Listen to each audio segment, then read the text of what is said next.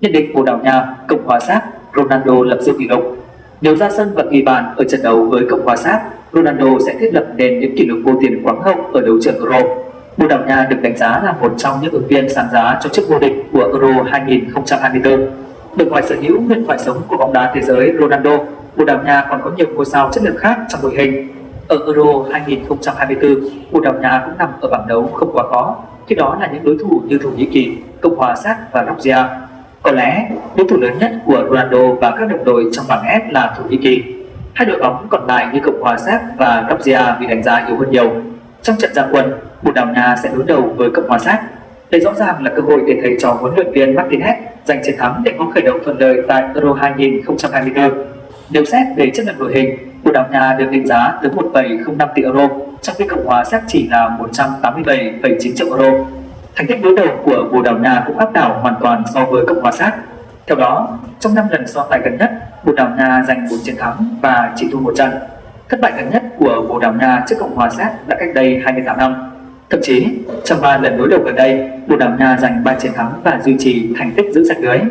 Với chất lượng đội hình tốt hơn, lịch sử đối đầu ấn tượng hơn, Bồ Đào Nha đã có nhiều ưu thế để giành chiến thắng trước Cộng hòa Séc. Tuy nhiên, điều người hâm mộ quan tâm nhất đó chính là Ronaldo, người đứng cơ hội lập hàng loạt kỷ lục ấn tượng. Theo đó, nếu được ra sân và ghi bàn ở Euro 2024, CR7 sẽ trở thành cầu thủ đầu tiên trong lịch sử lập công ở 6 kỳ Euro khác nhau.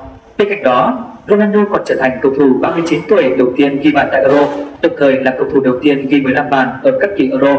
Trong lịch sử các kỳ Euro, Ronaldo đã 7 lần đoạt giải cầu thủ xuất sắc nhất trận ở 5 kỳ Euro gồm 2004, 2008, 2012, 2016 và 2020.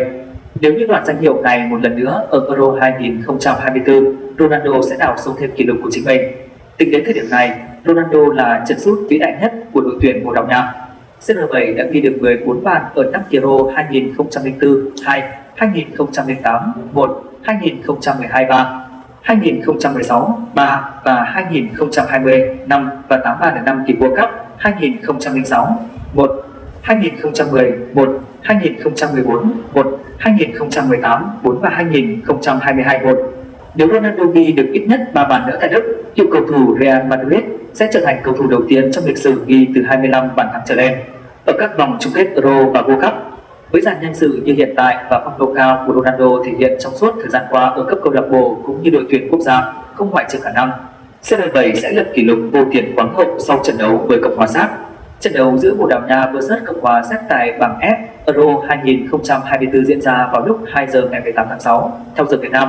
Giá vàng hôm nay ngày 18 tháng 6 tiếp tục giảm sâu. Giá vàng hôm nay ngày 18 tháng 6, thị trường quốc tế tiếp tục giảm sau khi kỳ vọng lạm phát tháng 6 của Mỹ tăng trở lại. Thị trường trong nước chỉ có vàng nhẫn tăng, SJC vẫn đứng giá. Sáng nay, giá vàng thế giới giao ngay trên thị trường châu Á lúc 5 giờ 52 phút, giờ Hà Nội, giao dịch quanh ngưỡng trên 2.320 đô mỗi ounce, giảm hơn 6 đô mỗi ounce so với giao dịch cùng thời điểm này sáng qua. Chốt phiên giao dịch tại thị trường Mỹ vào rạng sáng nay, giờ Hà Nội, giá vàng thế giới giao ngay ở quanh ngưỡng trên 2.320 đô mỗi ounce, giảm 11 đô mỗi ounce so với chốt phiên giao dịch trước đó tại thị trường này. Thị trường trong nước chốt phiên hôm qua, ngày 17 tháng 6, giá vàng miếng SJC tiếp tục đi ngang so với phiên trước đó. Cụ thể, giá vàng miếng SJC trên thị trường đứng quanh mức 74,98 đến 76,98 triệu đồng mỗi lượng mua, bán, chênh lệch mua, bán ở mức 2 triệu đồng mỗi lượng. Giá vàng SJC tại tập đoàn Doji trên thị trường Hà Nội và thành phố Hồ Chí Minh mua, bán ở quanh mức 74,98 đến 76,98 triệu đồng mỗi lượng, chênh lệch mua, bán ở mức 2 triệu đồng mỗi lượng. Giá vàng SJC tại công ty Bảo Tín Minh Châu đứng tại mức 75,5 đến 76,98 triệu đồng mỗi lượng, chênh lệch mua, bán ở mức 1,48 triệu đồng mỗi lượng. Giá vàng nhẫn phiên ngày 17 tháng 6 bật tăng mạnh so với phiên trước.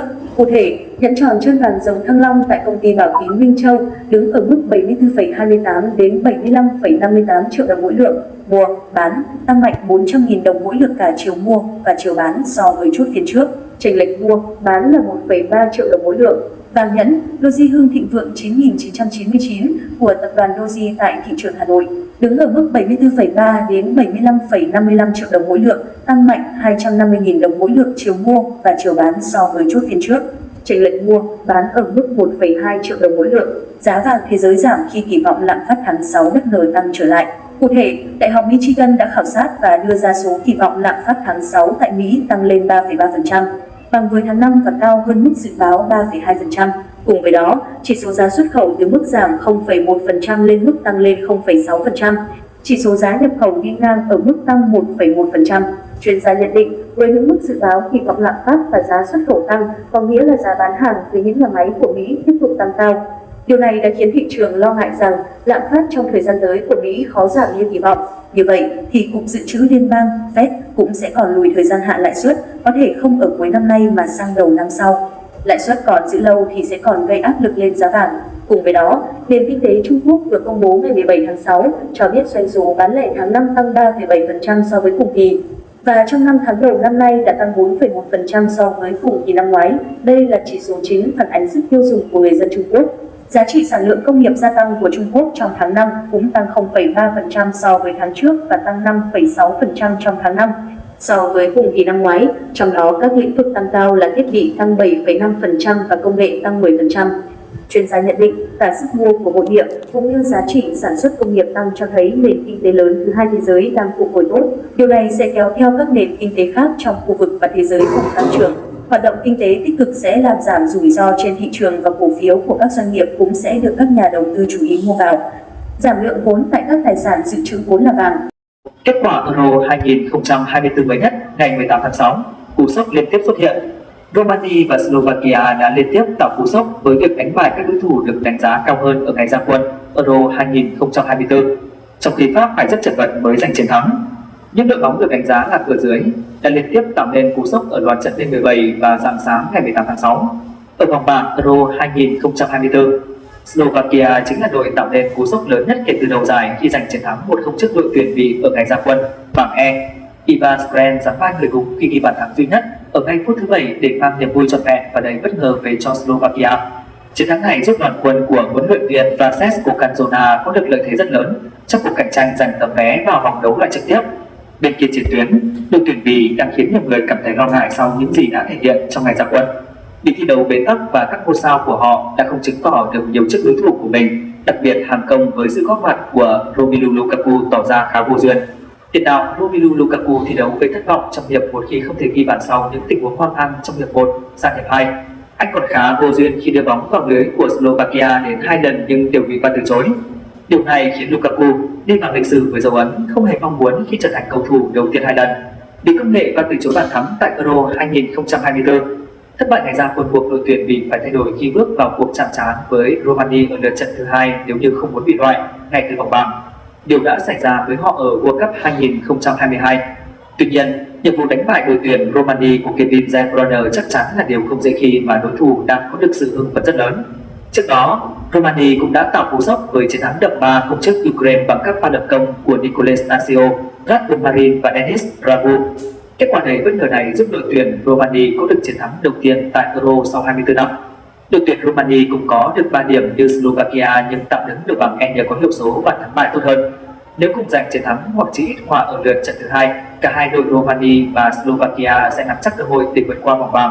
Trong khi đó, tại bảng D, đội tuyển Pháp, ứng viên sáng giá cho chức vô địch, đã phải rất vất vả mới giành được chiến thắng tối thiểu 1-0 trước đội tuyển Áo. Thậm chí, bàn thắng duy nhất mà Pháp có được ở trận đấu này cũng phải nhờ đến may mắn. Khi cú tạt bóng của Kylian Mbappé vô tình lại trở thành tình huống nguy hiểm khiến Maximilian Veket mới lắc đầu đưa bóng vào lưới nhà. Chiến thắng nhọc nhằn ngày ra quân giúp thầy cho huấn luyện viên Didier Deschamps có được 3 điểm như Hà Lan sau lượt ra quân bảng D. Ở trận đấu mở màn bảng D, đội tuyển Hà Lan cũng đã phải rất chật vật mới có thể giành chiến thắng ngược dòng 2-1 trước đội tuyển Ba Lan. Trong trận đấu đó, Ba Lan là đội có khởi đầu thuận lợi hơn với bàn thắng mở tỷ số ở phút 16 sau pha vượt cao đánh đầu của Adam Busa. Tuy nhiên, 13 phút sau, các vô dứt điểm từ ngoài vòng cấm đưa bóng đi trúng chân hậu vệ Ba Lan đổi hướng để ghi bàn thắng gỡ hòa 1-1 cho đội tuyển Hà Lan. Sang hiệp 2, Hà Lan gia tăng sức ép nhưng phải chờ đến khi Wout Weghorst vào sân và dứt điểm lạnh lùng ở phút 83 thì cơn lốc màu da cam mới có được chiến thắng ngược 2-1 kịch tính. Ở lượt trận tiếp theo, Pháp sẽ đối đầu với Hà Lan trong trận đại chiến rất được chờ đợi. Với cục diện hiện tại, đội bóng này giành chiến thắng ở màn so tài này sẽ giành tấm vé vào vòng knock-out Euro 2024. Kết quả Euro 2024 ngày 18 tháng 6, bảng D Áo Pháp 0-1 Maximilian Vekemper phản lưới nhà 37. Bảng E Romania, Ukraine 3 Nicolae Stasi U29, Radko Marin 53, Denis Dragu 57.